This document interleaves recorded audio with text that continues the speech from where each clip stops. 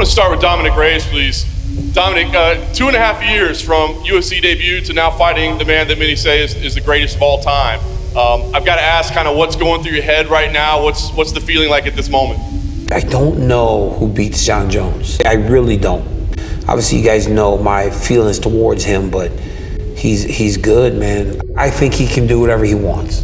I just don't know if those guys can beat Jones over 25 minutes. Mm-hmm. He's a good fighter. You know, he has so many weapons, and look at me. I'm one of the greatest fighters of all time, and he beat me twice. For a long time, we lived under the guise that Jon Jones was just really good.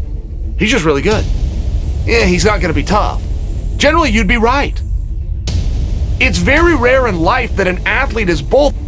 You can either be the best or you can be the toughest. When you are both, that's once in a decade. It's extremely rare. We have seen him fight 20 men. We've seen him wear out 20 men. You can cover all sports, bring all athletes into it. Very rarely in an entire decade will you meet more than one athlete in all fields combined that are both the best and the toughest. I think Jon Jones is playing with his food. Deep down, we all know he's playing with his food, don't we? You're not taking him down. You're not submitting him. It's not happening. Do you really want to wake this guy up? There's no one waking this giant up. The resume of this goddamn dude. Dominick Reyes is a fantastic fighter. Amazing fighter. You're just going against the GOAT. I was born in Apple Valley, California. You know, my upbringing was completely different than anybody he's ever faced. You know, you're not that important, Dominick. Lifelong athlete, playing multiple sports, baseball, football, wrestling, track and field, and I excelled in all of them. You're not special, Dominick. Is there anything that he does that's more dangerous, that's more concerning than past opponents that you faced? Just call him different than anybody I've faced before. I don't know if I can do that at all. I've faced so many people with way more advanced striking. I've faced so many people with extreme knockout power. And I just got to go out there, respect him, believe, and just do what I do. How did this battle start? Well, Dominick wins his last fight out of nowhere. We've never met in person. I've never shaken the guy's hand. And the guy, instead of just being cordial or just being a martial artist and showing a degree of respect, he gets on the microphone, young and immature, and goes, "I don't need a party favorites. I need the world title." And that's how it started. But it's all good. We're here now. He got what he asked for, and I'm gonna put my hands on him. It's gonna be great. You know, I'm reading a book called Relentless right now. I read that book like 3 years ago, so. You know, I'm reading it right now in this training camp leading into beating your ass. Not gonna happen. Not gonna happen, Johnny boy. Not gonna happen. Great response, Dominick. I'm taking you serious, just know that. But you're a pawn in this game, bro. I've been talking about it for a long time. And you're just another pawn in my puzzle. That's fine.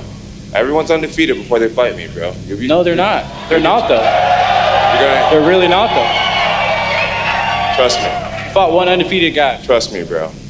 But that doesn't matter. What does that have to do with... Daniel Cormier was undefeated. What does Daniel Cormier have to do with me? Ryan Bader was undefeated. What does Ryan Bader have to do with me? You're not special, Dominick. Oh, I am the one. I promise you. You're the one. You will see. You knocked out Chris Weidman. He's been knocked out so many times. You knocked... Good job. The only way you can possibly win this fight is to catch me with the left. We all know that. I could submit you. I could out-wrestle you. I can kickbox you to death. Bro, I'm gonna get you. I'm gonna get you, Dominick. All right. We'll see. You know it.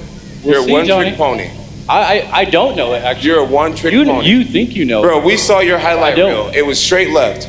Straight left. Straight left.